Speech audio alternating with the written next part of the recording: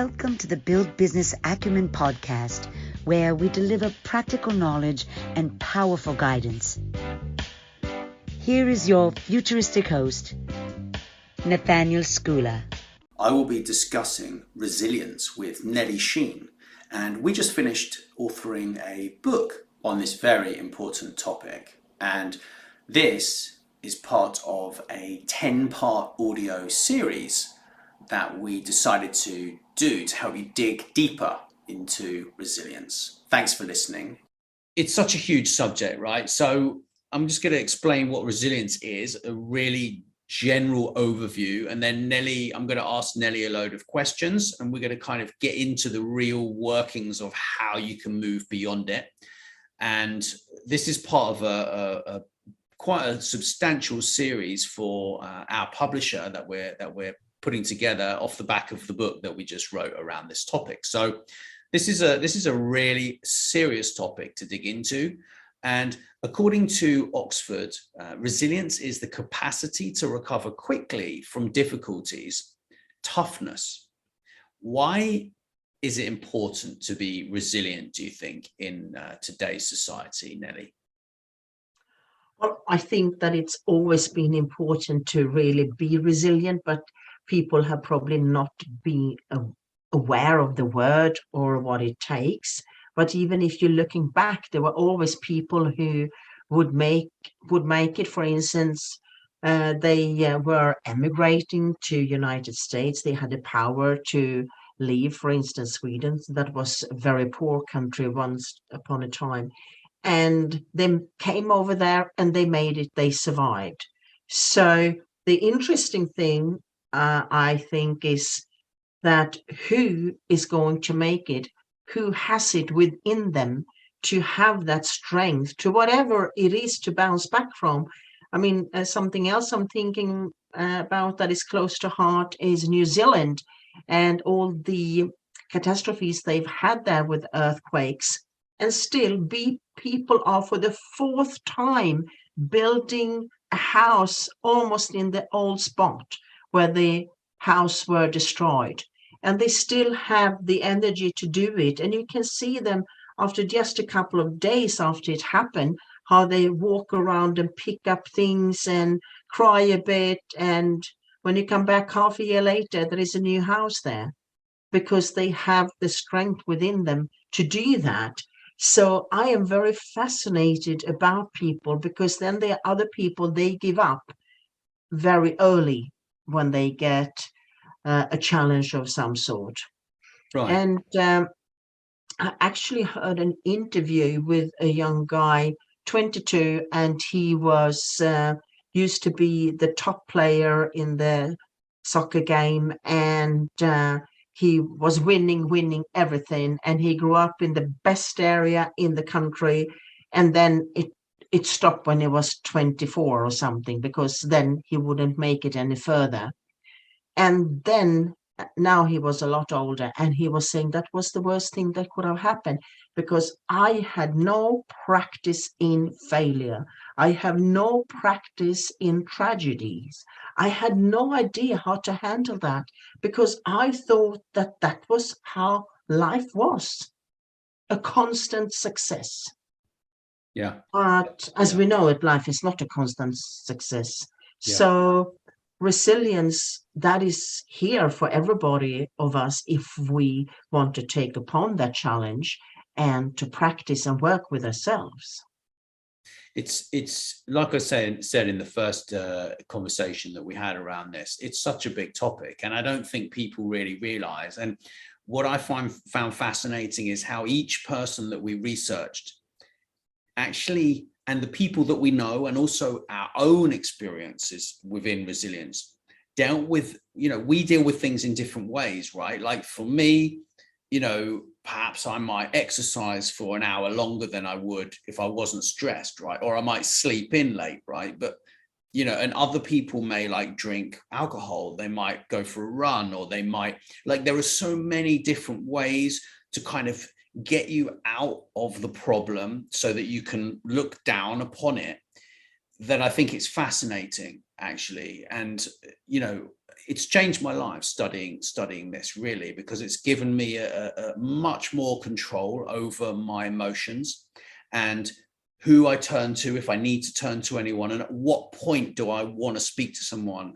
What point in my life will I need to talk to someone who I can lean on, right? Like these things, it's yeah, I think it's well worth investing, a couple hours studying it, coming up with your own solution, because then when everything goes wrong, because sooner or later it's going to go wrong, it always goes wrong. This is just life, right? We have a vision of where we want to go, hopefully, but along the way there are lots of roadblocks, and if we can find a way to keep calm and look at that roadblock for what it actually is, it's a test. Everything is a test. And I've been spending a lot of time with Kim Adele Randall, who I know you know as well. And she says that, in life, everything is a blessing, a lesson, or both.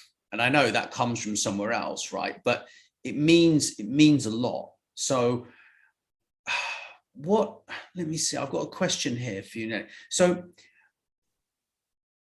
when people have good insight into their circumstances and how to change them, how does that work? Like, how can you get insight into your circumstances if perhaps they're so dire that you are like really struggling?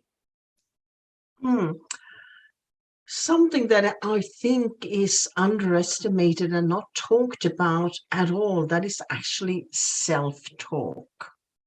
To talk to yourself when you're down at your absolutely lowest, to actually talk to yourself, okay, why is this happening?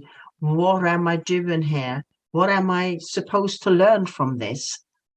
I find that just sitting down with a paper and a pen and just let your mind take you anywhere and just write, you will be surprised when you finished what you have written, because that is almost like an subconscious process.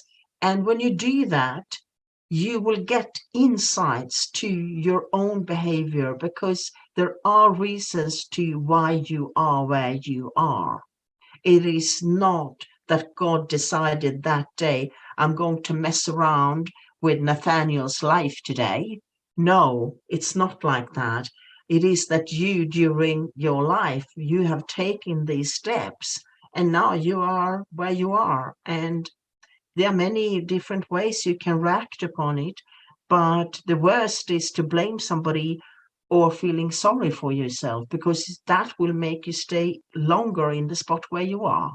Yeah, absolutely. But also the worst thing is actually to just kind of ignore it, and just, what happens is, generally, if you ignore it and you just get beyond it anyway, naturally you move beyond it, because that's just what happens. Like, you have a situation, you might not do anything, or you might ask someone to help you. But the fact is that if you don't learn the lesson, what I found personally from everything that I've ever done wrong, that lesson always comes back. And it doesn't matter if you're freshly graduated and you're in your first job, or you're a CEO. Probably if you're a CEO, you understand this more than most people, right? And you and I, we talked about empathy, we talked about kindness in leadership, and everything else in the rest of these interviews, right? And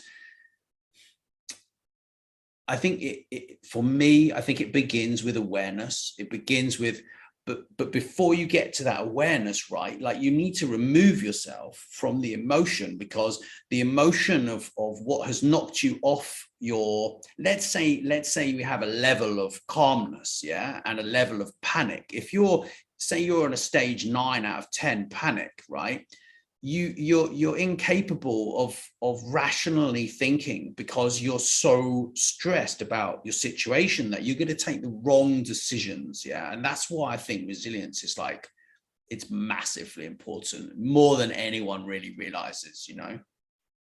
I am actually totally agree with you. And I was thinking of something when you were talking, that what you resist will persist. So the more you're trying to shy away from it, it will stand up and it will be very visible in your life. And you can't run away from it. Absolutely. So And yeah, absolutely. And I think also, resilient people, right? They're not afraid to ask for help, support, and guidance, right? And they've usually got a huge network of people who can help them in different situations. Yeah. And you made me realize this in when writing the book with you, that it's like, don't feel scared to ask for help. Like, I've been talking to Kim about this recently. We talk a lot about self-development in leadership, as you and I do. And because both of you are coaches, right? Amazing coaches with lots of experience, in CEO roles, etc. Yeah. And yeah, I'm kind of blown away by the whole thing, actually, to be honest. I think that the more you look into this and the more you read, the more you study and looking at people around you who you admire, the more you will realize that it is something that you would like to add to your own life, to your own personality. And I have a bit of a exercise that I'm doing that, okay, you are here now. Who do you want to be? Okay, you want to be, I don't know, if you want to be Justin Bieber, okay, that is over here. Okay, and you are here. So you want to go over there. Okay, how many steps do you have in there? And number one, can you sing? Okay, can't you sing? Well, maybe you should look at something else. But to really look at where you are and who you are and what kind of person you want to be. I mean, do you want to be Mother Teresa? That is fantastic because the world needs a lot of Mother Teresas. So slowly but surely add those qualities into your life. And people who have not seen you for a while, when they see you, they will immediately feel that something has changed, but they don't know what it is. And they will look at you, oh, do you have new glasses? Or something feels different here. And it's you that have lifted yourself up. Yeah, absolutely. But you also listed a lot of really good traits that people need to develop, right? Like, building a great network of people definitely helps. And we talk a lot more about that in the book and also in the audios, that in the rest of the audios. But they have a strong mental focus, right? These people, the resilient people, the people that, you look at them, anything could have happened in their lives, but you don't notice it because they don't create drama and they're not drawn into drama. They've got better coping mechanisms for handling stress, and they set goals that they achieve, right? And every day they're moving towards these goals, right? It's, and you said, let me see, you said here, they take daily actions. So they don't let a small problem become a big one, right? So what sort of daily actions are you kind of referring to? I mean, I know there are many, but, where do you begin with daily actions to become more resilient and manage your emotions? I think if this is a field that you are approaching now, do not take on board too much. Start with one or two things because you will be overwhelmed otherwise. So it doesn't really matter where you start off with because you will still hit goal, and fix this. But take one or two things that you start to read, you start to look into, and also think, okay, how does this apply to me? If you look at that you don't take anything that is happening to you, that you take that into drama or you're not drawn into drama. That means that when you are, for instance, at your workplace and you hear people talking bad about somebody, do not go into that. Do not go into that. Stay away. When your sister calls you and say that your common brother is an idiot and can you help her by coming over and doing this and that, stay out of it. Do not go into any conflict. Don't take sides, because you are going to spend your life by being a servant to somebody else who wants you to do their dirty job. So stay away, because you will have peace and calmness. How do you feel after a day if you have gone into all of these bad things? You know that you are uptight, your blood pressure is no good. So that is, if people are only doing that one thing, they will notice a huge difference in themselves. That is the first one I would recommend to start off with. That's very good advice. So, and also, don't give up, right?